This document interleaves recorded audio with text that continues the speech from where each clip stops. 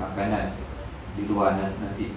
Di samping juga ada jualan oren daripada Mesir. daripada Mesir, ada di belakang sana. Saya dah rasa tadi memang manis. Boleh beli, tak cukup satu kotak, boleh beli 5 kotak, bawa balik. Banyak satu van. Datang boleh beli sepah daripada ini lah. Jadi pada malam ini kuliah kita akan ada live dalam FB, audio kuliah. Tuan-tuan boleh cari dalam audio kuliah oleh Abang Abu, dan juga akan di-share dalam Facebook Surau Al-Islamiyah. Jadi sila share lah ramai pada rakan-rakan kita di luar sana yang tak dapat hadir bersama, supaya mereka juga akan dapat ilmu pada malam ini. Di samping itu tuan-tuan, sekarang ni kita di Muslim Sikit TV, jaga SOP, mas sentiasa ada, jaga jarak, sebab kita takut ada pemantauan daripada pihak luar. Ada ke Facebook ni page. Pada malam ini tak perlu dijelaskan lagi lah. Video ni cukup dikenali selebriti, kena copy link. Finalis tempat ketiga you dapat masa program pencetus rumah musim yang pertama Ini kat page. tahun 2013. Tak silap saya 2013. Dua-dua dah. Tempat ketiga you dapat pada finalis duduk. Jadi tanpa menengahkan masa, saya berkat majlis, silakan ada penjemput kepada Ustaz Lainuddin kenali dengan Yoyo untuk menyampaikan kuliah beliau dengan segala hormatnya. Siapa nama Haji? Ustaz Zamri. Ustaz Zamri.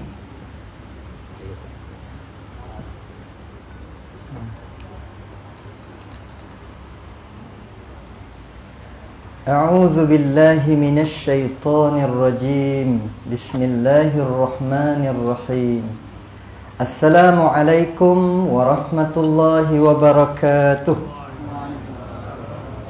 Semoga koma selamat, mendapat rahmat dan mendapat berkat daripada Allah Subhanahu wa taala. Alhamdulillah, segala puji bagi Allah. Wassalatu wassalamu ala Rasulillah. Salawat dan salam ke atas Rasulullah, yakni junjungan besar Nabi Muhammad sallallahu alaihi wasallam, wa ala alihi wa ashabihi wa man tabi'ahu wa nasarahu wa walah, amma ba'd. Dan begitu juga salawat dan salam ke atas keluarga baginda dan para sahabatnya sekalian.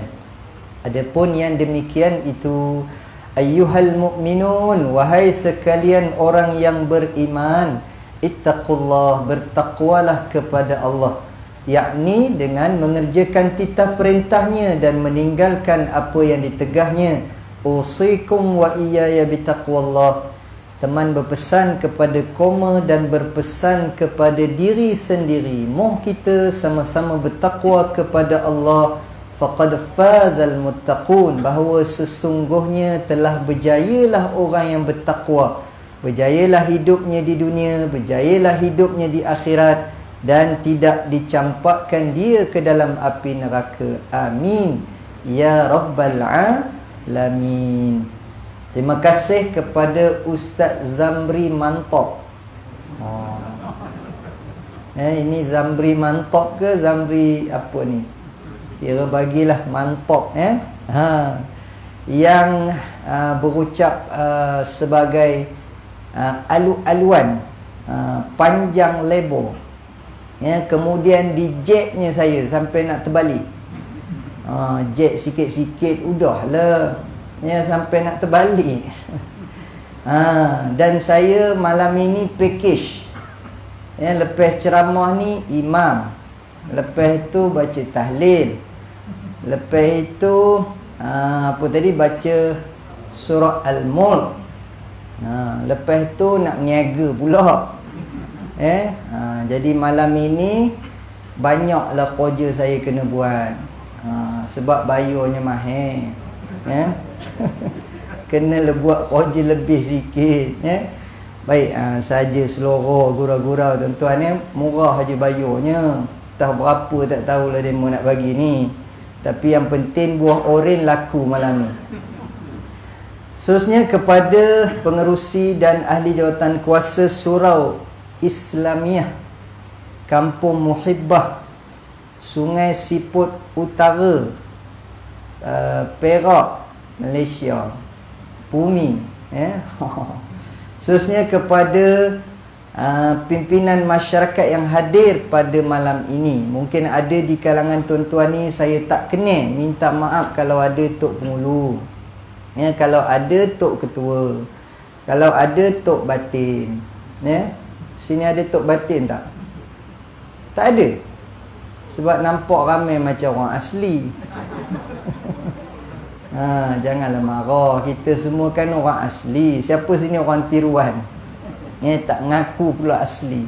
Seterusnya kepada Tok Bomo, ya, Tok Mudin, Tok Naib, Tok Imam, Tok Bilal, Tok Siap, Atuk-atuk, Opah-opah, Datuk-datuk, Datin-datin, Ayah-ayah, dan Ayah Cho. Ya, Ayah Cho dia special, kena sebut namanya. Pasal dia berlabun dengan saya tadi sebelum nak ceramah tadi, panjang lebar juga ceritanya. Lepas ni dia kata nak sambung lagi. Nanya saya. Tak balik lah saya malam ini. Dia kata nak sambung lagi. Ada banyak cerita katanya. Dia orang Parit, ya. Seterusnya kepada abang-abang, kakak-kakak, adik-adik, kawan-kawan, tak dilupakan kepada Abang Abu Bakar ni yang mengambil rakaman pada malam ini, yang dimasukkan secara langsung ke audio kuliah. Jadi sekarang ni canggih tuan-tuan ni, kalau katalah surau yang jemaah yang datang tak ramai, tak risau dah, sebab yang ada di atas talian, di online ramai yang nengoknya. Tapi biasanya nengok sekejap aja, dia melintih aja, ya, lalu dalam 5 minit, lepas tu dah lebur. Jadi yang malam ini alhamdulillah nampak kehadirannya sangat menggalakkan, dan diperingatkan supaya, ya, kita mematuhi seperti mana yang selalu dipesankan, sampai kita pun dah jemu, dah cemuih, dah bosan, ya. Dia suruh kita ikut SOP, kita ikutlah, ya, pasal ini arahan daripada pihak pemerintah, ya. Bila pemerintah yang suruh, Allah kata, ya, wahai orang yang beriman, ta'ala kepada Allah, ta'ala kepada Rasul, ta'ala kepada ulil amri, ya, kepada pemerintah yang taat kepada Allah dan Rasul, selama mana apa yang mereka perintahkan tidak bertentangan dengan Allah dan Rasul. La ta'ata li makhluqin fi ma'siyatin khaliq. Tidak ada ketaatan kepada makhluk dalam perkara maksiat. Tapi kalau untuk kebaikan, kita ikut, kita taat, sebabnya untuk kebaikan kita juga, dan hari ini sampai dah hampir setahun, tak habis-habis lagi COVID-19 ni, ya. Sampaikan ada pengerusi satu masjid tu tersilap. Dia kata, tuan-tuan, hari ni kita pastikan semua jemaah ikut SOP. Jaga jarak 1 meter, ambil wuduk daripada rumah, bawa sejadah sendiri, ya. Budak-budak tak payah datang, warga asing tak boleh masuk, sebab kita nak putuskan rantaian COVID-19.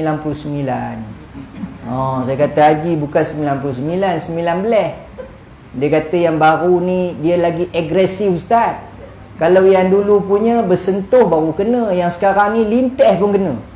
Tu yang 99, padahal dia dah tersalah sebut, tapi nak betul juga, ya. Jadi tuan-tuan dirahmati Allah Subhanahu Wa Taala, apapun inilah yang dinamakan musibah, ya. Bila namanya musibah, benda yang menimpa kita dan kita tak gemar, itu namanya musibah, ya. Kalau benda tu datang, diberikan kepada kita oleh Allah Subhanahu Wa Taala, dan kita gemar benda tu, kita suka benda tu, itu namanya nikmat, ya. Ada satu lagi lawan kepada nikmat, ialah niqmah.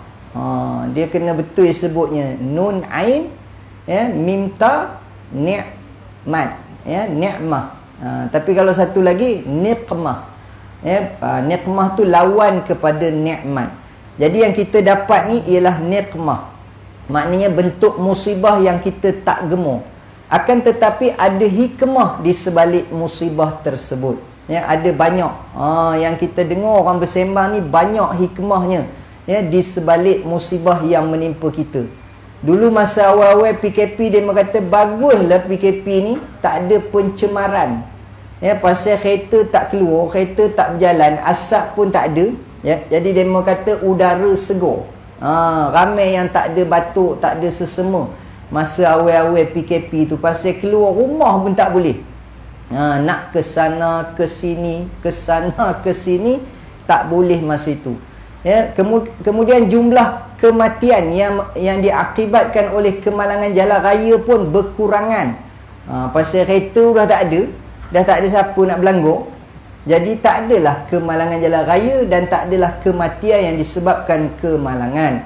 Namun begitu tuan-tuan yang dirahmati Allah sekalian, kalau kita tanya Jabatan Pendaftaran Negara, rupanya walaupun tak ramai orang mati kerana aksiden, ya, walaupun tak ramai orang mati kerana kemalangan, tetapi ramai juga mati kerana sebab yang lain. Jadi maknanya mati tetap mati. Ya, kalau bukan kerana aksiden, mati kerana corona. Kalau bukan kerana corona, mati lemah. Kalau bukan mati lemah, mati tercekik. Ya, pasal duduk di rumah asyik melantak je kerjanya, udah tercekik.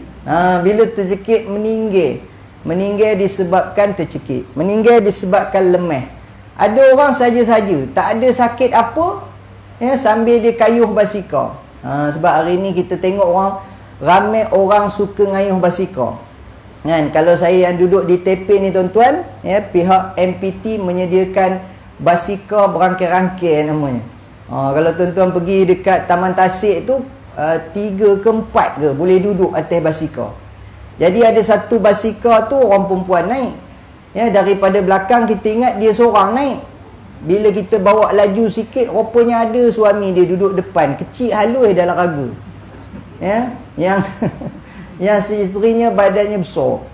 Jadi nak ceritanya, anak beranak semua naik basikal, semua ngayuh basikal. Ya, lepas tu tak cukup ngayuh basikal, dia mau sambung pula berjoging. Tapi sebenarnya berjoging di Taman Tasik ni bukan berjoging tu yang best. Yang bestnya cuci mata. Kan? Jadi tuan-tuan try lah pergi ke sana. Ya, mata kita memang cerah. Payah nak berkelip mata. Pasal banyak amoy-amoy. Ya, yang kita heran tu demo tak ada parut. Itu yang pelik tu. Kan? Orang Melayu kita ni banyak parut. Yang demo tu tak ada parut. Habis ustaz pun tengok juga rezeki jangan ditolak, tak tengok membazir pula. Itu pantun Allahyarham Ustaz Ismail Kamuy. Ya, dia kata rezeki jangan ditolak, tak tengok membazir pula. Cuma kalau kita tengok benda yang Allah tak bagi tengok ni, Nabi kata pandangan pertama lak, rezeki kamu, bagimu. Tapi jangan tengok lama-lama, jangan tengok sampai 2 kali. Wa alaika, celaka atasmu. Sebab apa? Bila kita tengok benda yang Allah tak bagi tengok jadi celaka. Sebab an-nazratu sihamu iblis. Pandangan mata itu anak panah iblis. Bermula daripada memandang, turun ke hati. Lalu hati jadi syok, jadi seronok. Dan hati membenarkan benda yang tidak dibenarkan oleh Allah Subhanahu Wa Taala, iaitulah melakukan zina. Puncanya daripada memandang sahaja. Baik, jadi tuan-tuan yang dirahmati Allah Subhanahu Wa Taala, ya, cerita mati tadi, kullu nafsin za'iqatul maut. Setiap yang bernyawa pasti akan mati. Semua makhluk mati. Ya, termasuklah malaikat Israel yang kerjanya mencabut nyawa, dia pun mati juga. Dalam riwayat mengatakan apabila malaikat Israel mencabut nyawa ke semua makhluk, kemudian dia bertemu dengan Allah Subhanahu Wa Taala, dia pun kabur kepada Tuhan, wahai Tuhan, semua makhluk habis saya dah cabut nyawa mereka. Jadi kerja saya selesai. Pasal itu dah memang tugas dia. Seperti mana yang kita sedia maklum tuan-tuan ni, yang namanya malaikat itu la ya'sunallaha ma amarahum wa yaf'aluna ma yu'marun. Mereka itu la ya'sunallah, tidak pernah menderhakai Allah Subhanahu Wa Taala, tak pernah bantah. Apa sahaja yang diperintahkan mereka akan turut, mereka akan buat. Itu yang namanya malaikat. Jadi kalau kerjanya cabut nyawa, dia akan cabut nyawa je, dia takkan cabut pokok. Pasal tugas dia mencabut nyawa. Jadi bila last sekali dia jumpa dengan Allah Subhanahu Wa Taala, dia kata habis semua makhluk saya dah cabut dah. Lalu Allah kata sekarang kamu cabut pula nyawa kamu sendiri. Selama hari ni bukan main sedap kamu nyambut nyawa orang, cabut nyawa sendiri. Dan ceritanya tuan-tuan, habis semua makhluk akan mati, kecuali hanya satu sahaja, iaitulah zat Allah Subhanahu Wa Taala, Hayyun la yamut, yang hidup dan tidak pernah mati. Ainama takunu yudrikumul maut walau kuntum fi burujim musyayyadah. Di mana juga kamu berada, sekalipun kamu menyorok di sebalik tembok yang kukuh lagi tinggi, mati tetap mendapatkan kamu. Jadi tak boleh nyorok. Ustaz, saya takutlah dengan corona ni Ustaz. Jadi tak mana saya boleh nyorok. Kadang-kadang kita ni pun heran. Orang yang tak ada jaga SOP elok je, tak ada pun kena corona. Kadang-kadang kita jumpa di jalan, jumpa dia di tepi jalan. Mask tak pakai. Kemudian basuh tangan pun tidak.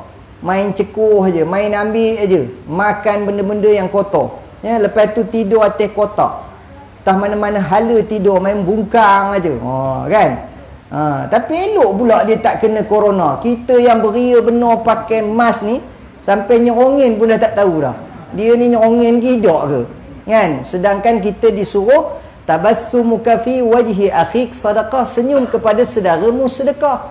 Tapi macam mana kita nak tahu dia nyerongin dengan kita dah pakai mask? Nyerongin je lah tuan-tuan ya. Jadi apa lagi? Kemudian kita pun kena berjarak dan seumpamanya.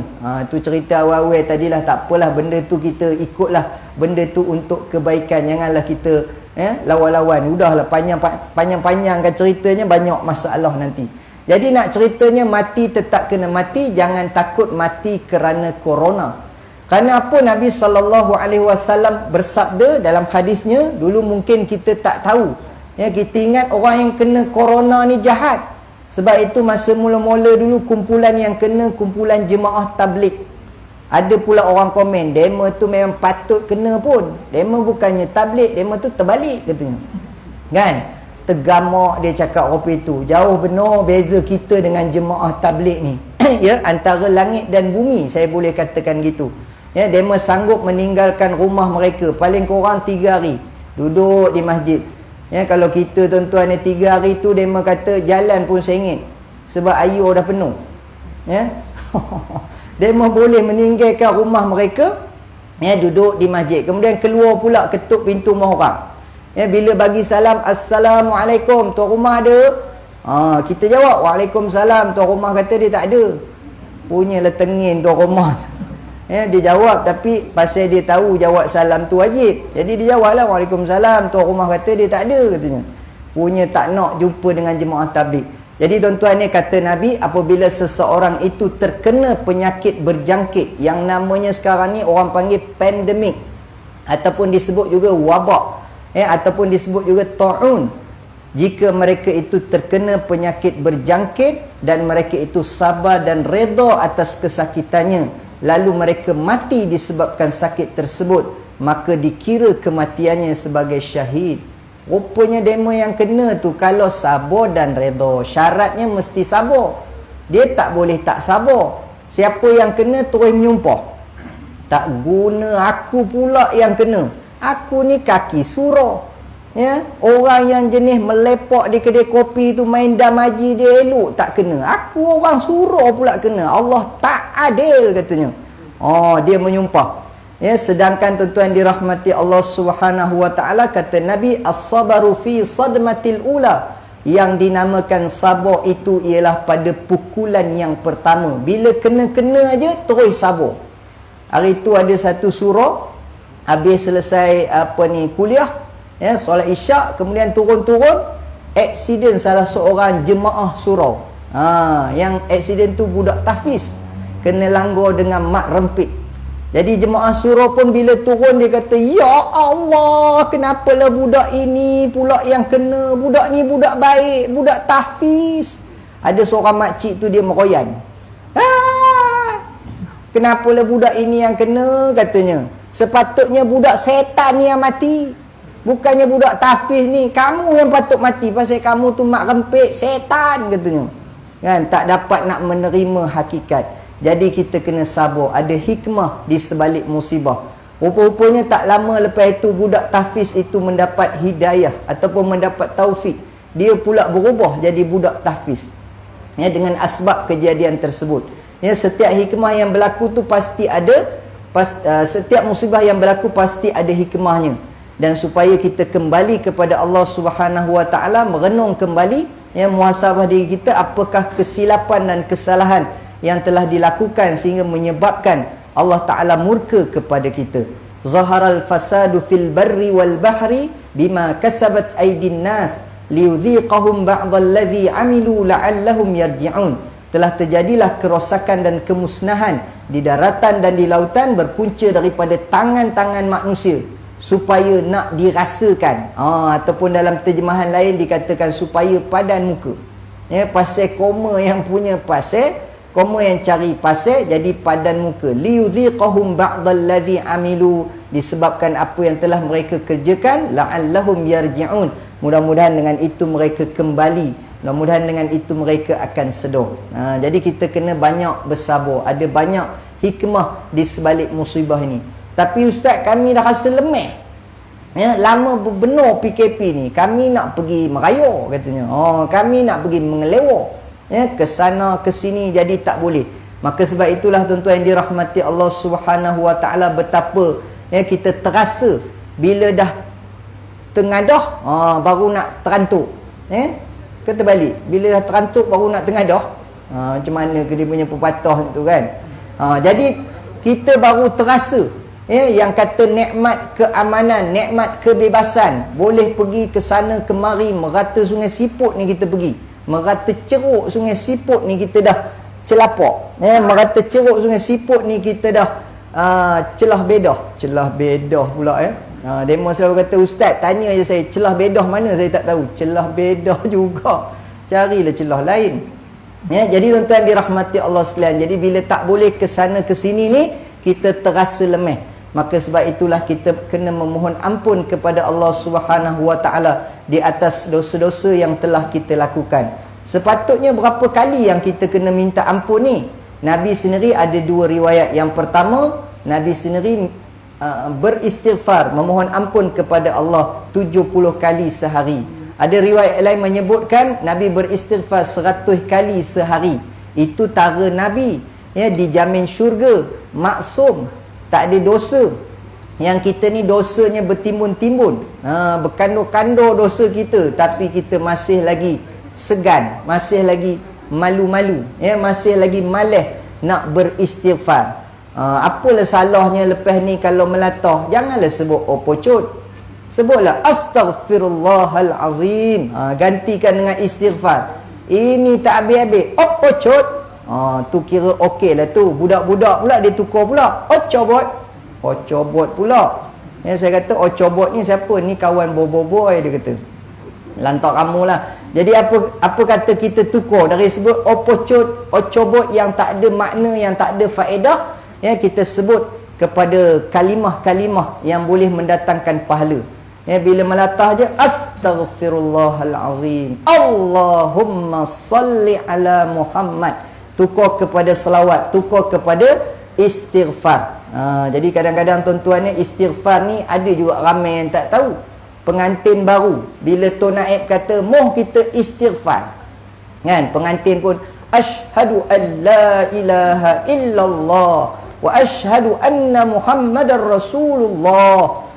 Tuan Naib pun tepuk paha pengantin. Oi, tu bukannya istighfar, itu mengucap. Dia pun tepuk dahi, astaghfirullahalazim. Habis tu istighfar yang mana katanya? Tuan Naib kata mika tepuk dahi tadi sebut apa? Astaghfirullahalazim. Itulah istighfar. Pasal dia menggelabah. 3 hari 3 malam dia ngapil benda lain. Sekali Tuan Naib pula tanya macam-macam. Ya, dia hafal aku terima nikahnya Fatimah binti Ali dengan mas kahwinnya RM500 tunai. Itu yang dihafalnya 3 hari. Bila jumpa ayah Cho, kan, ayah Cho bagi salam, Assalamualaikum, aku terima nikahnya. Oi, ayah Cho bagi salam, dia kata aku terima nikahnya pula. Pasal itu yang dihafalnya 3 hari 3 malam. Jadi tuan-tuan yang dirahmati Allah Subhanahu Wa Taala, betapa banyaknya dosa kita, kita kena memohon ampun kepada Allah Subhanahu Wa Taala. Tidak cukup hanya memohon ampun kepada Allah Subhanahu Wa Taala, ya, kita juga kena cover balik, kena perbetulkan balik mungkin banyak kesilapan-kesilapan yang kita lakukan selama hari ini. Ya, ramai di kalangan kita yang menjauhkan diri daripada rumah Allah Subhanahu Wa Taala. Semalam saya ceramah di Masjid Felda Lasah, dia kata, "Ustaz, tajuknya kami punya tagline." Saya kata, masjid pun ada tagline ke? Tak pernah dengar pula masjid lain ada tagline. Ingat ustaz aja ada tagline ke? Kan, nyongeng-nyongeng juga. Mau kita beramai. Itu mula-mula saya punya tagline masa masuk tu. Lepas tu bila saya jadi host rancangan mengaji bersama Upik Ipin, dia suruh tukar ujung tu. Nyongeng-nyongeng juga, mengaji jangan lupa. Tu rancangan budak-budak. Tuan-tuan tengok saya memang getik tengoknya. Pasal saya gedik-gedik sikit lah rancangan budak-budak. Jadi masjid punya tagline apa dia? Nyongeng-nyongeng juga. Nyongeng tu tak ada. Nyongeng-nyongeng juga, masjid di hatiku. Itu tagline Masjid Felda Lasah. Sekarang ni dia punya pengerusinya doktor, ya. Tapi bukan doktor gigi, bukan doktor bedah, dia ni doktor akademik kalau tak silap saya lah, Doktor Fadil, kan. Dia kata kita ada tagline kita masjid di hatiku. Saya nak terapkan di kalangan jemaah, di kalangan penduduk, ya, tidak ada seorang pun di kalangan jemaah dan penduduk di sini yang dalam hatinya tak ada terdetik, langsung tak ada terdetik nak ke masjid. Saya nak masuk, saya nak tanamkan dalam hati mereka, ya, supaya cinta, supaya hati itu sentiasa bergantung dengan masjid. Ini bertepatan, ya, dengan apa yang telah disebutkan oleh Nabi kita Muhammad sallallahu alaihi wasallam. Ya, ada 7 golongan yang akan dapat tempat berteduh dikala tidak ada tempat berteduh. Di manakah tempat itu? Ya, kalau kita duduk dalam surau kita ni ada juga shilling, ada juga bumbung. Cuma ini surau sementara gamaknya. Sementara ke betul? Kekal punya ni. Sampai hati ustaz. Nampak benar dah macam dewan apa. Ya, tapi ni lawa ni sebenarnya kan. Kan, walaupun nampak yang di sebelah tu, itu tak tahulah, ada orang dia tak nak robohkan, dia kata ini ada nilai sentimental katanya kan. Apa dia punya nak mengekalkan tradisional punya lah. Tapi saya dengar tadi dah ada peruntukan untuk dibuat surau yang baru. Mungkin akan sambung nantilah. Jadi tuan-tuan dirahmati Allah sekalian, tang mana saya nak cakap tadi, saya pun dah terlupa. Ya. Nak cerita pasal masjid tadi. Dia punya tagline dia masjid di hatiku. Betul ke? Dah lari tajuk pula dah. Dia lari pula dia punya, dan lupa nak cakap apa tadi. Yalah cerita apa? Masjid di hatiku tu. Jadi kita walaupun di sini surau, kan, tak jauh daripada sini pun masjid, tak kisahlah, samalah maknanya tu. Surau ni kira masjid kecil lah ni. Kalau di tempat lain, di negara lain, dia tak ada namanya surau ni, ya, dia masjid juga. Kira masjid kecil lah ni. Jadi kita ni sebagai ahli qaryah surau ni kena ada terdetik dalam hati. Yang saya sebut tadi pasal ada 7 golongan tu, ya, tidak ada tempat berteduh. La sab'atun yuzilluhumullahu fi zillih yauma la zilla illa zilluh. Ada 7 golongan yang akan dapat tempat berteduh dikala tidak ada tempat berteduh. Kita dalam surau ni ada bumbung. Kemudian sekejap lagi kita nak pergi makan, ya, dia kata malam ni ada makan, tapi bukan makan beridang, makan kena apa dia panggil, bungkus. Cakap orang putihnya apa bungkus tu? Saya biasa cakap orang putih. Packing punya, ya. Jadi saat lagi makannya packing, dekat tempat makan tu pun ada bumbung juga. Di rumah kita pun ada bumbung juga. Kemudian ada kemah, ya, kemudian ada payung. Dekat dunia ni ada tempat lah berteduh, ya. Tetapi tuan-tuan, di padang mahsyar nanti, ya, tidak ada sebarang bumbung pun, dan tak ada siapa boleh bawa payung. Walaupun kita pernah dengar dia kata kalau lah benarkan suami kahwin dapat payung meh, mana datangnya payung meh entah, ya. Tak payah umpan orang perempuan itu, dia memang tak nak juga. Umpanlah payung meh ke, dia kata apa payung pun saya tak nak katanya. Payung Petronas ke, payung surau ke payung apa pun dia tak nak. Jadi sebenarnya nak umpan orang perempuan bukan itu caranya. Itu kejap lagi saya kabarkan. Saya bocorkan rahsianya. Tapi saya cakap siap-siap lah, selalunya memang lupa. Jadi kalau siapa yang teringin nak kahwin, tak payah minta izin daripada isteri, minta maaf aja. Itu je lah betuanya. Kalau kabur sampai ke sudah tak dapat. Jadi tuan-tuan yang dirahmati Allah Subhanahu Wa Taala, cerita di hari akhirat nanti, di pada mahsyar nanti tak ada bumbung langsung. Tapi ada 7 golongan Nabi kata dia dapat tempat berteduh.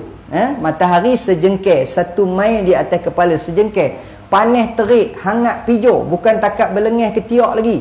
Bukan kata sependa lenjun lagi. Sehingga kan Nabi kata ada orang yang berpeluh paras buku lali. Kita kata kalau banjir hari ni paras buku lali tak apa, boleh randuk lagi, seronok main air. Tapi ada yang Nabi kata peluhnya paras lutut. Alamak, banyaknya peluh sampai paras lutut. Kemudian Nabi kata ada orang yang berpeluh paras pinggang. Kemudian ada yang hapus, lemah di dalam peluhnya sendiri, terkapir-kapir, peluh sendiri. Tengok orang sebelah, okey. Bila tengok orang sebelah, relin-relin tengok, tak silap ini Ustaz Zamri ni, pasal apa dia tak lemah? Boleh pula bersembang, Ustaz tak lemah Ustaz. Saya kan Ustaz. Takkanlah lemah, kamu itu lepasnya. Kamu bukannya Ustaz baru nak start. Kan? Lepas tu pula kamu bukan nampak muka di masjid pun. Surau saya memang tiap-tiap waktu ada sini. Itu yang tak lemah tu katanya. Jadi lemah berdasarkan amalan masing-masing. Tapi ada 7 golongan ni, lemah pun tidak, apa pun tidak, steady je, nyandor je. Tapi tidak lah isap okok. Kita ni pantai nyandor, kira nak ngisap je kan. Isap okok je, kata Ustaz Ismail kamu duduk depan rumah, isap okok. Lepas tu ada pula bela burung. Kan? Gulung kain plekat. Gulung kain plekat. Gulung kain plekat. Lama-lama kain plekat jadi tali pinggang. Burung dalam sangkar dah ngelupur. Dia kata macam pernah tengok pula katanya. Jadi tuan-tuan yang dirahmati Allah Subhanahu Wa Taala, siapakah golongan itu? Salah satunya, saya tak sebutkan semua, kawan panjang pula. Salah satu daripada yang 7 itu, Nabi kata wa rajulun qalbuhu mu'allaqun bil masajid. Lelaki yang hatinya bergantung dengan masjid. Cuba dengar betul-betul terjemahannya. Lelaki yang hatinya bergantung dengan masjid. Kenapa disebutkan lelaki? Kenapa tak sebut perempuan? Walaupun ada ulama yang mengatakan bila sebut lelaki masuk sekali perempuan. Itu ada tempat-tempat yang tertentu, bila disebut lelaki dia masuk sekali perempuan. Tapi ada pun hadis yang lain yang menguatkan sememangnya orang lelaki lah yang lebih utama, yang lebih dituntut untuk solat berjemaah di masjid. Adapun orang perempuan secara asasnya solat di rumah. Itu asasnya. Tetapi jika ada majlis ilmu, dan majlis ilmu itu pula mengajarkan fardu ain, benda yang wajib untuk dilakukan, diamalkan, dilaksanakan untuk dirinya sendiri, dan suaminya tidak mampu mengajarkan isterinya, maka si suami ni tadi kena benarkan isterinya pergi belajar. Belajar fardu ain, pasal suaminya tak boleh ajar, suaminya tidak alim. Kalau suaminya tak alim, lepas tu larang pula, bila isterinya kata, bang saya nak ke surau malam ini, kamu nak buat apa? Ada pengajian fardu ain ataupun ada ceramah. Siapa yang ceramah? Tak silap dalam iklan tu dia tulis Puyuk. Ustaznya Puyuk. Apa buruk menor nama ustaz tu? Tak tahulah dia tulis P-U-Y-O-P, Puyuk. Itu yang saya nak dengar tu. Saya dengar cerita lah ustaz ni kemau nyorongin katanya. Itu yang saya nak pergi belajar. Sekali suami kata tak payah, aku tak gemar dengan siup tu, dia banyak nyorongin daripada ceramah. Jadi aku tak benarkan. Dah lah si suami ni tadi dia pun tengin. Dia pun tak reti apa, dia pun tak boleh mengajar isterinya, dan dia pula tak membenarkan isterinya pergi ke masjid ataupun ke surau untuk menghadiri majlis ilmu. Yang itu dikira salah dan berdosa, dia kena izinkan. Itu bagi orang perempuan. Bagi orang lelaki ni memang sentiasa dituntut untuk hadir berjemaah di masjid. Kesian Tok Bilal kan. Saya tadi ini bukan mengata tuan-tuan. Ini betul-betul lah ni kan. Masa dalam tandih tadi, itulah nak cerita pula, masa azan tu pula masuk tandih. Dah lah demo kata syaitan lari ke tandas. Ustaz pula masuk tandas juga. Ustaz pun 2 kali 5 dengan syaitan juga. Ya, tadi nak jadi ceritanya saya berada di tandas lah masa azan tadi, lepas tu baru saya keluar. Ya, lepas tu pun dengar azan. Saya kata azannya sentimental betul. Ya, azan ni sentimental. Cuma pak cik yang azan tadi, saya tanya tadi siapa nama dia? Pak cik apa tadi azan?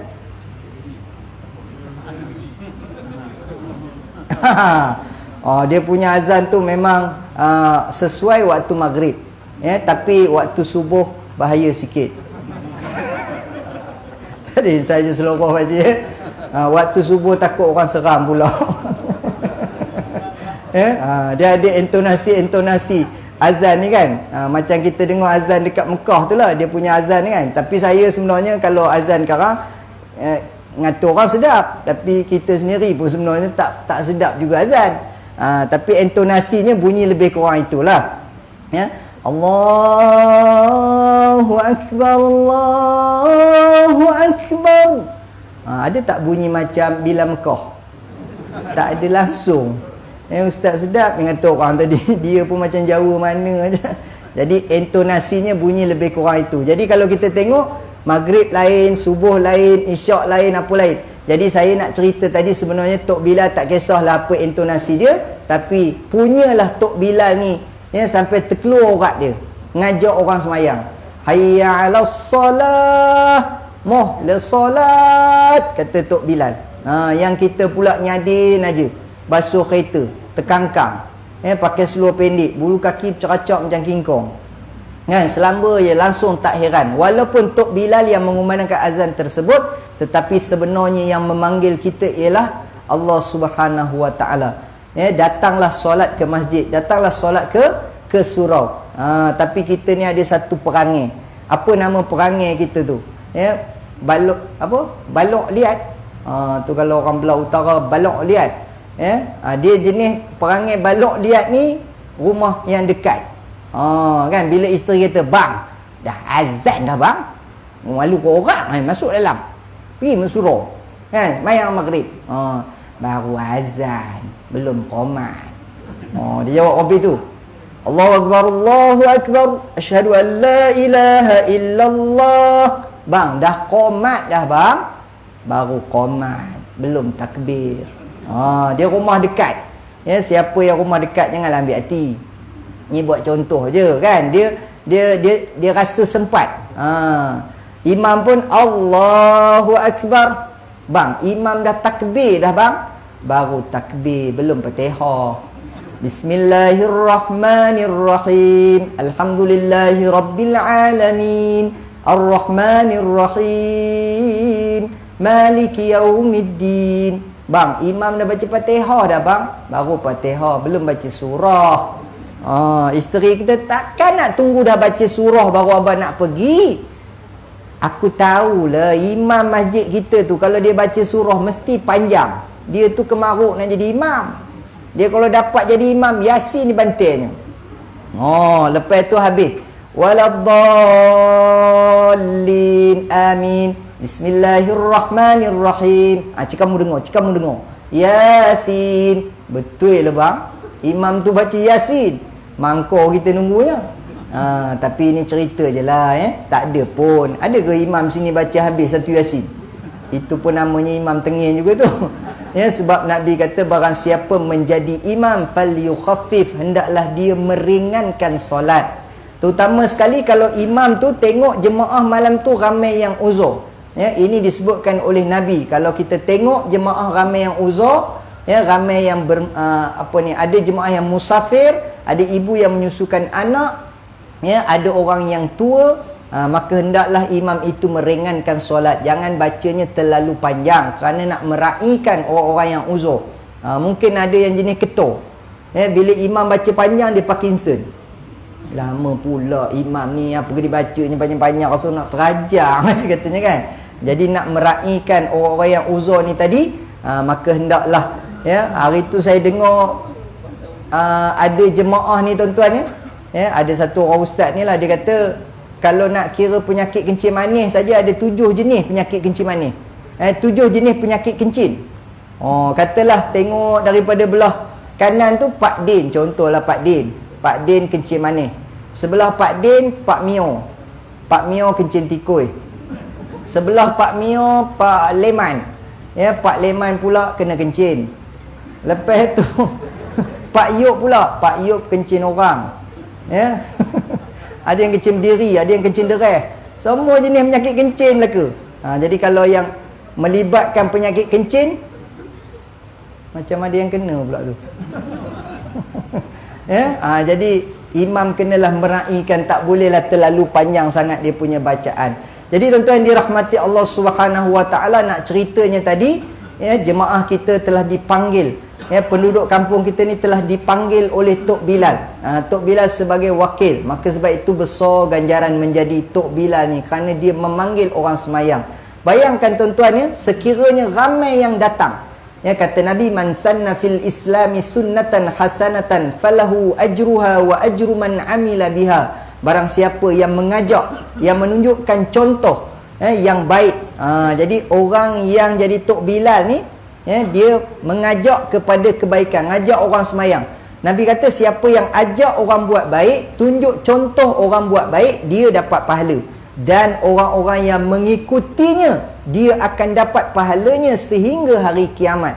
Itu namanya multi-level marketing pahala. Jadi yang paling mudah nak dapat multi-level marketing pahala ni Tok Bilal. Ya, bila dia azan aja, dia ajak orang semayang dan orang datang, ramai pula yang datang, maka pahalanya banyak. Ya, kemudian orang lain pula ajak pula dia punya suami, dia punya isteri, dia punya anak-anak dia pun akan dapat sahamnya sama sehinggalah hari kiamat. Ya, dan begitu juga sebaliknya tuan-tuan, ya, kalau kita mengajak orang kepada benda yang tak baik, kepada benda yang maksiat, man sanna fil islami sunnatan sayyi'atan fa alaihi wizruha wa wizru man amila biha. Barang siapa yang mengajak orang kepada benda yang maksiat, benda yang tak baik, dia berdosa, dan orang-orang yang mengikutinya pun dia kena tanggung dosanya sehinggalah hari kiamat. Jadi sebab itulah kita kena ajak orang kepada buat kebaikan, walaupun dalam bentuk viral sahaja. Tapi kita ni lebih gemar viral benda-benda yang kontroversi, ya, viralkan isu-isu yang kita tak tahu pokok pangkal ceritanya betul ataupun tidak. Tambah-tambah pula Allah Subhanahu Wa Taala berpesan kepada kita, cerita yang datang itu dibawa oleh orang fasik. In ja'akum fasiqum binaba'in fatabayyanu. Jika datang kepada kamu yang membawa berita itu orang fasik, maka hendaklah selidik, maka hendaklah siasat. Tapi perangai kita ni, kita ngata dia, dia tu tak betul, cakap 10-11 tak boleh pakai.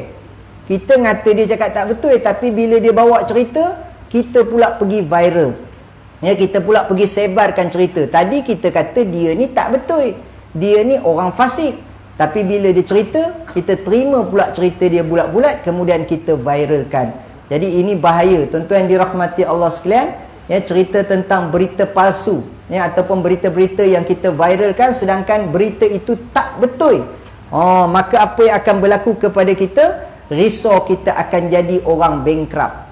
Seperti mana satu ketika Nabi pernah bersembang dengan sahabat-sahabat, Nabi bertanya, atadruna manil muflis?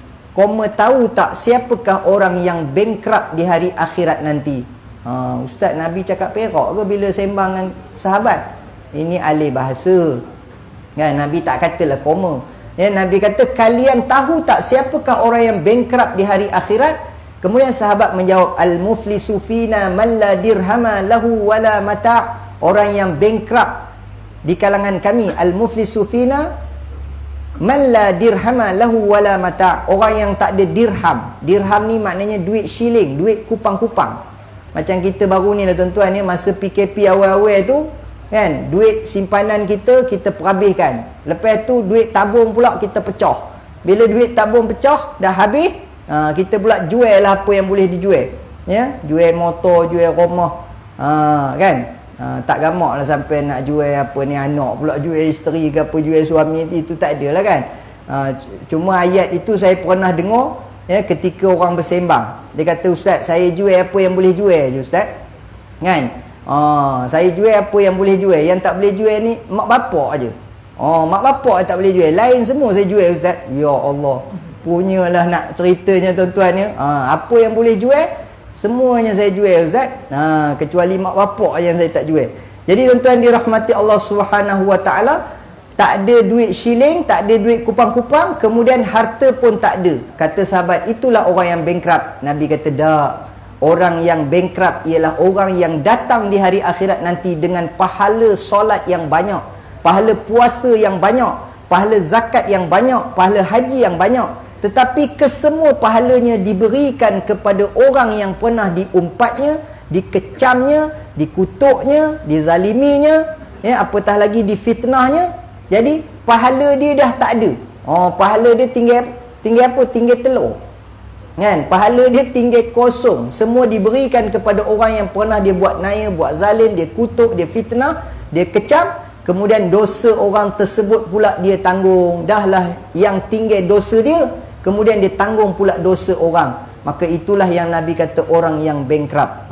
Jadi tuan-tuan ni, jangan sekali-kali mulut kita ni jelabeh, celupa. Mudah-mudah kita nak kutuk orang, nak kata orang, macamlah kita ni baik sangat. Tambah-tambah pula kita tak tahu lagi cerita pokok pangkalnya tu betul ke tidak ke, ini fakta ke auta ke. Baru ni tuan-tuan saya ada baca satu buku, rupa-rupanya itu bukan fakta, itu auta. Apa dia? Iaitu cerita mengenai Fir'aun yang dikatakan menjadi sombong dan angkuh kerana dia tak pernah sakit. Tuan-tuan, agak-agak betul tak cerita tu? Kalau dipikir-pikir kalau kita orang biasa ni, termasuklah Fir'aun tu bukan hebat tara mana pun, dia pun orang juga. Yang betul-betul orang yang luar biasa ni Nabi Muhammad sahaja. Muhammadun bashar. Muhammad itu manusia, la kal bashar, tapi dia tak seperti manusia biasa. Balil yaqut bainal hajar. Dia umpama batu permata di celah batu-batu. Kita semua ni batu, tapi Nabi Muhammad tu batu permata. Begitu perumpamaannya. Batu permata di celah batu-batu. Batu permata tu batu juga, tapi dia batu permata, batu yang bernilai. Jadi tuan-tuan yang dirahmati Allah Subhanahu Wa Taala, sebenarnya Fir'aun banyak penyakitnya, tetapi disorok penyakit tersebut kerana dia seorang raja yang zalim. Takkanlah dia nak bercerita kepada rakyat dia yang dia tu lemah, dia tu ada korap, celah ketiak.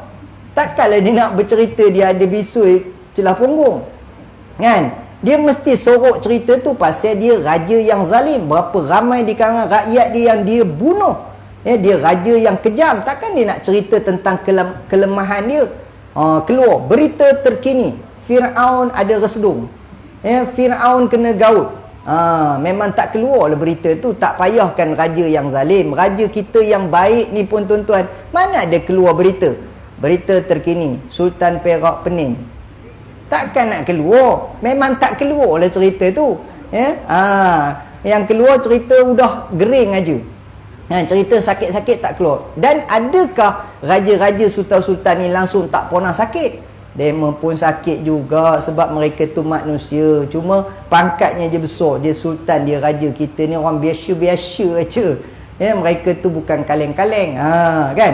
Jadi tuan-tuan yang dirahmati Allah sekalian, itu sebenarnya auta, bukan fakta. Jadi fakta orang yang tak pernah sakit ada seorang sahaja, iaitulah Nabi Muhammad sallallahu alaihi wasallam. Tuan-tuan pernah dengar tak mana-mana ustaz ataupun penceramah datang ke surau ini, dia buka kitab. Contohnya, katalah hadis yang ke-50 daripada Abu Hurairah radhiyallahu anhu meriwayatkan Nabi Muhammad sallallahu alaihi wasallam mengalami sakit kencing manis pada usia baginda 40 tahun tahap 3. Ada tak dengar hadis kata Nabi Muhammad kencing manis? Kemudian hadis yang berikutnya, ketika umur Nabi dekat 50, Nabi terkena pula penyakit jantung. Boleh tahan juga tahap 4. Riwayat daripada Anas bin Malik. Contohnya kan, daripada hadis yang lain pula, cerita Nabi ni kena penyakit 3 serangkai pula. Pasal umur dah meningkat 50, dia pun buat kerja dakwah, dia pun dah pening kepala dengan kaum dia kena banyak penyakit. Tidak pernah ada riwayat yang kita dengar Nabi Muhammad itu sakit, melainkan 2 kali. Tadi kata tak pernah, ada pula 2 kali, ada pula kecuali. Dengar betul-betul. Yang kata Nabi Muhammad itu sakit sepanjang hidup baginda, 2 kali kata ulama. Yang pertama ialah ketika mana Nabi pernah disihir. Nabi kita ada pernah ada percubaan untuk menyihir baginda. Namun begitu Nabi tidaklah teruk kena kesan daripada sihir itu, cuma Nabi terjadi mamai, mamai macam mamun, lepas tu macam penin-penin. Itu yang dalam hadis yang panjang menceritakan keadaan Nabi terjadi seperti itu apabila Nabi terkena sihir.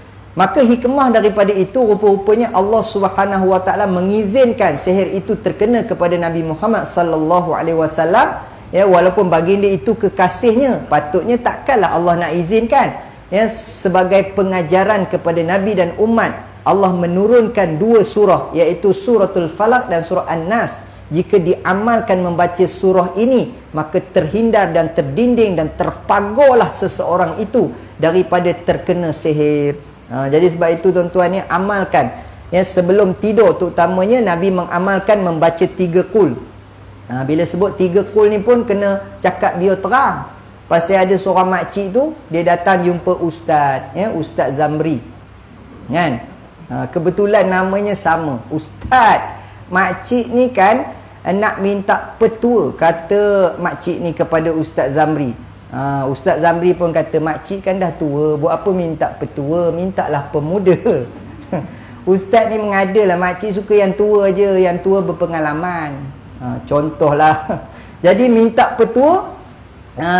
Ustaz pun tanya, petua apa makcik? Makcik ni payah benar nak tidur, mengiring belah kiri, mengiring belah kanan, leleh makcik tidur menonggin. Baru boleh pejam mata, baru boleh lena. Payah benar makcik nak tidur, pasal ada benda kacau katanya. Lepas tu Ustaz Zamri pun kata, biasalah tu pakcik lah ngacornya tu. Makcik kata, bukan pakcik, pakcik pun dah lama meninggal, apa nak dikacau kan? Jadi siapa yang mengacornya? Hantu yang mengacornya. Lepas tu kata Ustaz Zamri, makcik pasti ke, betul ke hantu yang mengacornya, kan? Makcik dengar macam mana? Masa makcik nak tidur tu, makcik dengar macam bunyi berjalan atas bumbung. Itu musang. Makcik kena bunyi musang lain. Makcik hidup dah lama ni, makcik kena bunyi orang dengan bunyi musang lain. Lepas tu makcik dengar di dapur tu macam pinggan mangkuk tu macam ada orang pakai, macam ada orang guna. Tapi makcik dengar, lepas tu dia macam dibasuh di sinki. Tak apalah kalau dia pakai, dia basuh balik. Lepas tu makcik dengar budak teroyak katanya. Oe. Itu anak makcik. Makcik beranak apa benda dah monopos katanya. Jadi tak ada. Tanda-tanda tu memang benda kacau, hantu kacau. Jadi boleh tak ustaz bagi makcik petua?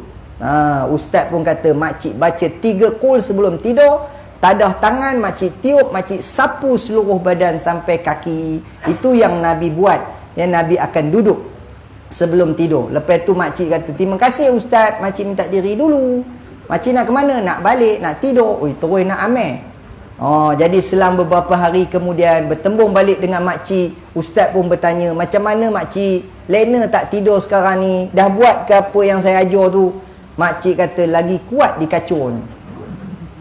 Ustaz punya petua tak mujarab. Apa pula, bukan petua saya tu, Nabi yang ajar tu. Nabi buat mujarab. Pasal apa makcik buat tak mujarab? Makcik apa ni baca, saya nak dengar. Makcik kata, okey saya baca, ustaz dengar ya.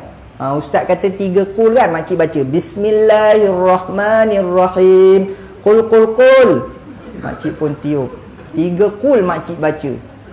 Jadi Ustaz Zamri kata, itu bukan kata setan makcik, bapak setan pun datang kalau baca kopi tu kan. Jadi tuan-tuan ni, ada orang bila kita cakap 3 qul kena cakap sampai terang. Cakap tu biar terang. 3 qul maknanya suratul Ikhlas, suratul Falaq dan juga surah An-Nas, dibaca daripada awal sehinggalah akhirnya. Tapi teknik kena betul tuan-tuan ya. Ada orang dia amal 3 qul, dia baca betul, tapi teknik salah. Macam mana teknik yang Nabi ajar? Nabi akan duduk dahulu sebelum baring. Nabi duduk, yang kita ni baring siap-siap. Kan? Bila kita baring, lepas tu kita baca Bismillahirrahmanirrahim. Qul huwallahu ahad. Allahu tak, dan 3 qul. 1 qul pun tak lepas. Maka sebab itulah teknik salah, jadi tak mujarab apa yang kita amalkan. Rupanya tuan-tuan ni, setiap amalan kita ni kena ada teknik. Dulu saya adalah belajar sikit ilmu perubatan Islam. Ya, rupanya teknik nak menjampi ni pun ada teknik. Ya, saya masuklah kelas dulu Darus Syifa dalam setahun. Ya, Allah yang Tok Guru Harun Din dia ajarlah cara nak menjampi orang, bukan main jampi gitu aja. Dulu masa kecil-kecil memang ayah kita ada jampi, tapi tu bukan jampi, tu mentera. Tapi saya tanya juga, ya, Tok Guru boleh ke baca mentera? Macam mana bunyinya? Dia macam jampi Melayu lah, orang panggil jampi Melayu, tapi macam ni bunyinya. Katalah masa kita jatuh kecil-kecil tu kan, jatuh kita pun teriak, itu budak kecil sangat. Ya, gitu. Aduh sakit. Abah kita pun kata, meh sini abah jampi. Dalam hati pandai juga abah pun jampi. Dia bukan ustaz, baru nak start. Ya, pandai pula dia berjampi. Kita pun serahlah kaki. Ayah kata, a'udzubillahi minasyaitonirrajim. Betul lah ni. Ya, ini memang betul ni. Bismillahirrahmanirrahim. Tuku take kancing pintu budak nakal memang begitu pui katanya. Tu dia punya jampi dia. Tuku take kancing pintu budak nakal memang begitu pui. 3 kali pula tu. Tuku take kancing pintu budak nakal memang begitu pui. Jadi itu namanya jampi Melayu. Saya pun tanya, ya, kata Tok Guru, kalau dalam jampi itu tidak ada unsur syirik, tidak ada memuja setan, ya, tidak ada mensyirikkan Allah Subhanahu Wa Taala, maka boleh pakai jampi Melayu tu. Tetapi yang paling baik ialah kalau kita ambil jampi ataupun doa. Sebenarnya doa lah, tapi orang Melayu kata jampi. Doa yang maksur, doa yang warid, ya, doa yang ada di dalam Al-Quran, doa yang memang ada di dalam hadis-hadis Nabi. Itulah yang paling terbaik untuk kita jadikan jampi ataupun doa. Tapi kena ada teknik. Teknik dia macam mana tuan-tuan ya? Contoh, katalah kita ni tak tahulah apa-apa jampi, paling kurang kata ulama baca surah Al-Fatihah. Jadi teknik dia macam ni. Kita pun ambil tangan kita, ya, isteri mengadu, abang saya pening lah, kan?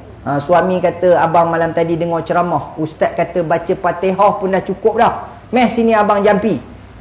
Abang minta izin nak pegang kepala. Isteri kata, kenapa abang beria benar nak minta izin? Selama hari ni merata abang pegang, tak ada pun khabar. Yang ini kena minta izin, pasal yang ini namanya teknik, ya. Ini pasal nak jampi. Jadi kita pun pegang di tempat yang sakit dengan syarat dibenarkan oleh pesakit, kan? Jadi isteri kata, okeylah bang, pegang kepala saya. Saya izinkan.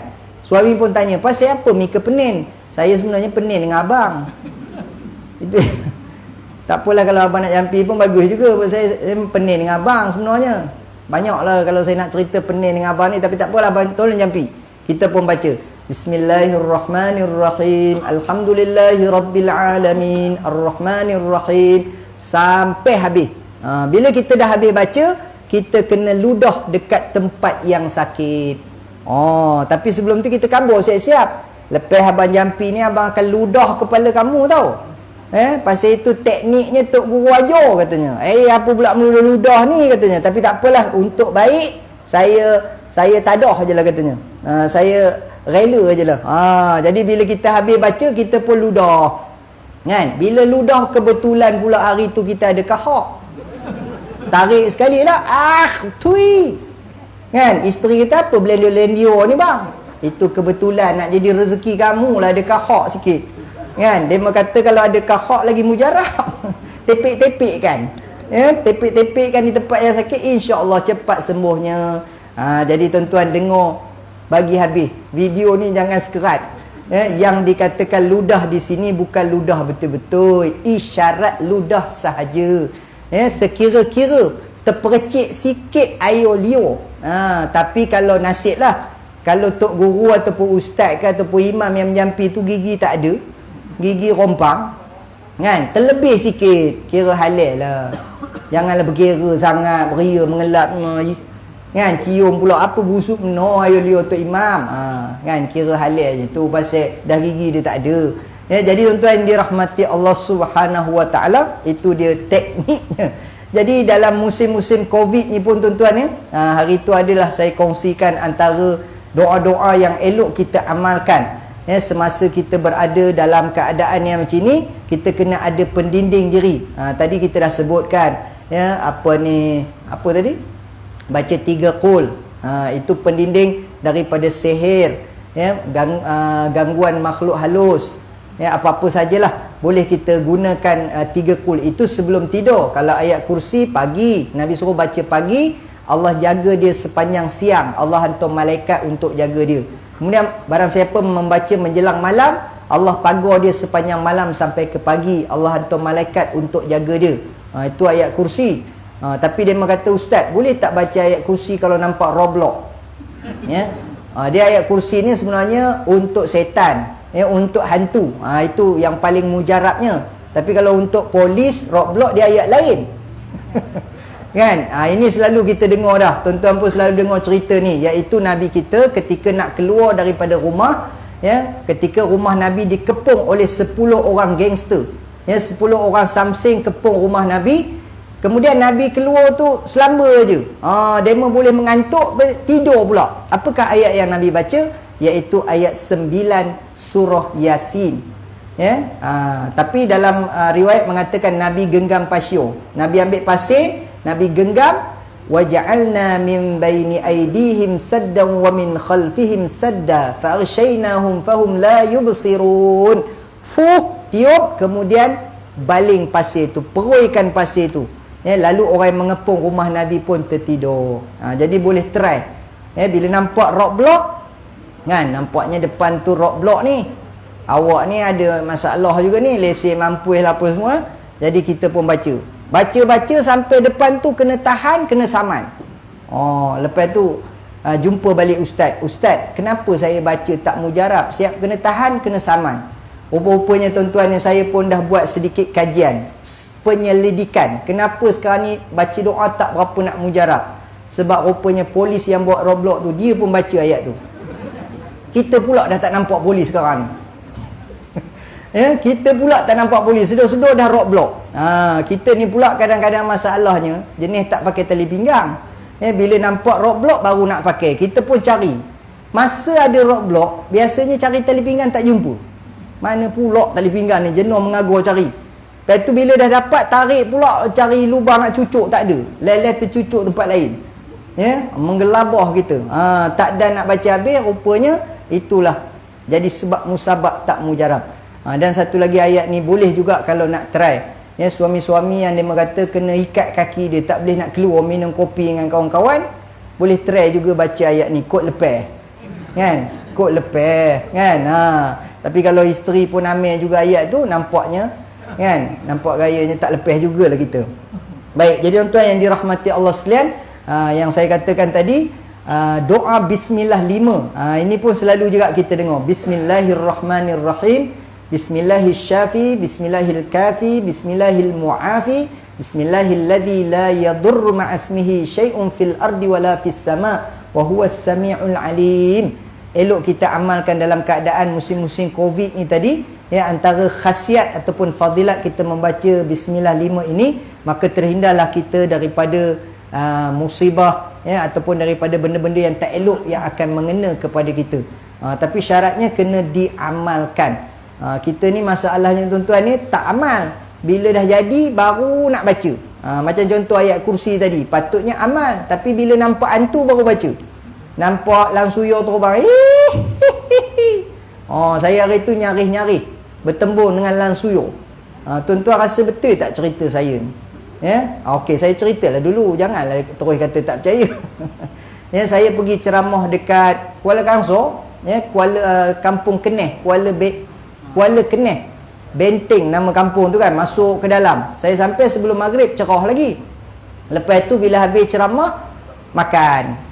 Biasanya lepas ceramah ada makan je. Untuk penceramah biasanya special udang galah, ikan bakar, ya, keli bakar, lebih kurang gitulah biasanya lah. Tempat ni tak tahulah malam ni.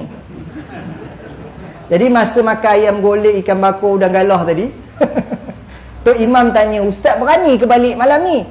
Saya kata, apa imam tanya soalan kopi itu? Tak patut, kan? Saya kan ustaz, mestilah berani. Tak dengar saya ceramah berdegur-degur tadi. Kan? Orang Perak kata ceramah berdegur-degur, berak atas gelegor. Kan? Saya kata takutlah kepada Allah, jangan takut pada corona. Tak dengar tadi saya berdegur-degur ceramah tadi. Saya bukan apa, ustaz, sajalah nak kabur katanya. Ya, kampung kami tadi kalau ustaz perasan masuk ke dalam jauh. Lepas tu pokok rimbun, bukan ada lampu, gelap balik ni ustaz. Habis tu kenapa mam? Dulu-dulu. Dia nak cerita dulu-dulu. Dulu-dulu ustaz, pokok rimbun tu kan, langsung yo bergayut atas. Korang-korang ngilang-ngilang. Dia cerita kopi tu meremang bulu rumah dia. Lepas tu dia kata, ustaz perasan tak ada kubur belah kiri tadi? Perasan? Dulu-dulu. Apa pula dulu-dulu mam? Kubur tu berasap, meremang pula bulu ketiak saya. Saya kata, mam, sebelum bulu lain pula meremang, udahlah tu mam. Jadi tuan-tuan dirahmati Allah Subhanahu wa ta'ala, ya, kita kena amalkan pendinding diri kita, ya, terdinding daripada setan, terdinding daripada musibah. Dan sekiranya nak kena juga, ya, musibah yang nak menimpa kita, maka kita redalah dengan musibah tersebut. Kerana kata ulama ada 3. Apabila ditimpa musibah, kata Nabi, sekalipun kesakitannya hanya sakit terkena duri yang sikit aja, maka kesakitan itu menghapuskan dosanya. Apatah lagi kalau sakitnya, ya, sakit yang yang teruk, sakit yang memang berpanjangan, lagi banyaklah dosanya akan dihapuskan oleh Allah Subhanahu wa ta'ala. Kemudian bila dosanya dihapuskan, maka pahalanya akan bertambah. Ya, kemudian apa lagi? Diangkat darjatnya. Masya Allah. Itulah hikmah di sebalik musibah, hikmah di sebalik sakit. Dan kita pula sebagai orang yang sehat, janganlah perasan pula, dia ni aku tengok lorat ni tak lama ni, ya, badan pun dah redat. Ayah Cho kata tadi, badan pun dah redat katanya kan. Badan pun dah redat ni, tak lama ni kan, dah lahir rupanya kan, tak lama lagi nampak raya meninggal ni. Kan, kita punya sangkaan, tengok-tengok orang yang elok sihat pula meninggal dunia, ya. Orang yang pergi ziarah orang sakit tu elok sihat. Orang yang balik daripada ziarah orang sakit pula aksiden mati. Jadi tuan-tuan dirahmati Allah sekalian, tak kisahlah. Sebenarnya jam telah menunjukkan pukul 9. Jadi ini adalah tanda-tanda, ya, tanda-tanda kita kena berhenti. Sebab apa? Sebab saya dah tengok beberapa tanda yang menyuruh saya berhenti, ya, iaitu yang pertama, tanda beberapa orang bangun dan nak pergi kayu sebab dia besyo. Ya, itu tanda yang pertama. Dah ramai 3 orang yang bangun. Jadi penceramah pun kena faham-faham. Ya, yang keduanya, apabila seseorang itu bila mendengar kuliah, dia menengok muka penceramah dan dia menengok muka jam. Muka penceramah dan muka jam. Jadi itu pun tanda yang agak lorat juga, yang berat juga. Dan yang terakhir sekali, kalau orang tengok muka penceramah, muka jam, muka pintu, jadi penceramah kenalah berhenti dengan kadar segera. Ya, jadi tuan-tuan dirahmati Allah Subhanahu wa ta'ala, ya, untuk yang terakhirnya, kita amalkan gaya hidup sehat seperti mana yang diamalkan oleh Nabi kita Muhammad sallallahu alaihi wasallam. Bila kita makan bila lapar dan berhentilah sebelum kenyang. Itulah di antara petua yang Nabi amalkan, yang menyebabkan Nabi kita tidak sakit. Makan bila lapar, berhenti sebelum kenyang. Yang kita ni pula bukan selagi tak kenyang, selagi dah kenyang pun makan lagi. Tu yang ayah saya kata, makan ni ada beberapa kategori. Yang dinamakan makan ialah 3 kali sahaja. Pagi, tengah hari, malam. Itu namanya makan. Kalau dia makan pagi, tengah hari, minum petang, makan pula malam, tu namanya melantak. Kemudian kalau dia makan pagi, ada kudapan pula pukul 10, tengah hari, minum petang, makan malam, tu namanya mentega darah. Kemudian ada pula yang makan pagi, kudapan pagi, makan tengah hari, minum petang, makan malam, sapa sebelum tidur dia makan lagi, tu namanya berhacika. Ayah Cho tahu, dia orang Perak, dia orang Parit, ya. Tu namanya atas lagi daripada mentega darah, tu namanya berhacika. Jadi jangan makan terlalu banyak, kerana apabila kita makan terlalu banyak menyebabkan badan kita menjadi lemah, ya, kita pun menjadi malas, otak kita pun menjadi benak, dan otak kita pun menjadi lembab. Maka sebab itulah petua yang Nabi amalkan ialah makan bila lapar dan berhenti sebelum kenyang. Dan Nabi itu sendiri, walaupun dia pesan makan bila lapar, berhenti sebelum kenyang, dan Nabi itu sendiri lebih banyak berpuasa daripada makan. Bila balik rumah, dalam riwayat mengatakan Nabi tanya kepada isterinya Sayyidatina Aisyah, ya Aish, ya, ataupun ya Humairah, apa ada makanan di dapur? Kata isteri Nabi, dapur tidak berasap. Apa maknanya? Maknanya isteri Nabi tak masak. Tak ada makanan. Kalau kita legamaknya isteri jawab apa itu, apa jadi? Kita tengkerapkan dan kita terbalikkan almari, meja, peti air, kita smack down isteri kita. Pasal dia malas masak. Dia asyik tengok televisyen, menonton drama lelaki kiriman Tuhan. Jadi kita pun dah geram dengan dia pasal dia malas nak masak. Itu kalau kita. Tetapi Nabi Muhammad sallallahu alaihi wasallam, apabila isterinya mengatakan isterinya tak masak sebab makanan pun tak ada, Nabi kata kalau begitu kita berpuasa sahaja pada hari ini. Ya Allah, ada tak akak-akak di belakang tu suami jawab apa itu? Ada ke tak ada? Tak ada harapan ustaz. Yang adanya dia ajak saya pergi kedai katanya, dia ndak juga makan. Jadi tuan-tuan dirahmati Allah sekalian, itu di antara petua yang Nabi amalkan untuk gaya hidup sihat. Gaya hidup sihat. Kalau di Taiping tadi saya cerita apa tuan-tuan, kayu basikal, kemudian berjoging, panjat bukit. Ada seorang apek tu dia panjat bukit, umur dia dah dalam 70-80an, steady dia panjat bukit, jogging pelan-pelan. Yang kita ni dah cungak dah, minta nyawa dah. Checkpoint yang pertama dah nak mati dah. Lepas tu nak patah balik. Apek tu steady je kan, panjat bukit. Tak cukup dengan itu tuan-tuan, ada orang mencari nak mengamalkan gaya hidup sihat ni, dia pergi pula ke gym. Dia pergi gym. Sambung pula masuk pergi gym, berjam-jam berlari atas treadmill.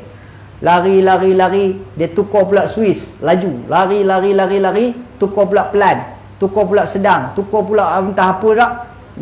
Dia lari daripada pukul 12 sampai pukul 5. Lepas tu kawan pun tegur dia. Kan, Mika tak ada semayang ke? Daripada sebelum Zohor sampai lepas Asar, teman tengok Mika ada dalam gym tu. Mika tak semayang ke? Apa pula tak semayang? Teman buat jamak takhir. Kenapa pula masuk gym boleh buat jamak takhir? Tadi teman berlari atas treadmill tu, teman tengok meter dia dah 100 km. Jadi teman dah boleh buat jamak. Jadi cara jawapan macam cerodik tapi tengin sebenarnya. Tak boleh buat jamak walaupun berlari 100 km di atas treadmill tu. Ada orang dia boleh angkat dumbbell beratus kilometer tapi nak angkat gebor untuk bangun solat subuh tak larat. Isterinya kata, "Bang, bangun bang, dah subuh dah bang." "Bang, bangun bang, dah subuh bang." Bunyi kambing pula. Tadi bunyi lembu, lepas tu bunyi kambing pula. Lepas tu tak tahu apa pula bunyi dia. Isteri pun dah merepek, dah membebel. Isteri pun dah beletiuk, leh-leh isteri geram. Dia kata, "Abang, saya dengar."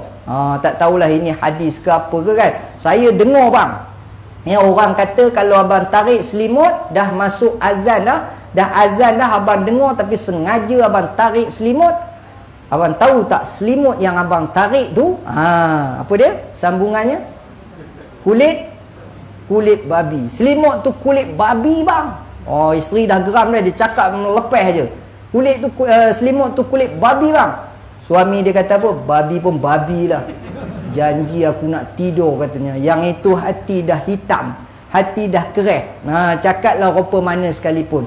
Jadi tuan-tuan yang dirahmati Allah sekalian, jangan sampai hati kita kereh, jangan sampai hati kita menjadi hitam.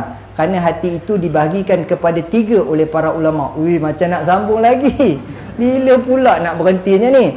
Jadi tuan-tuan ni sengaja saya buatkan macam banyak poin nak cerita tu. Cerita macam tergantung.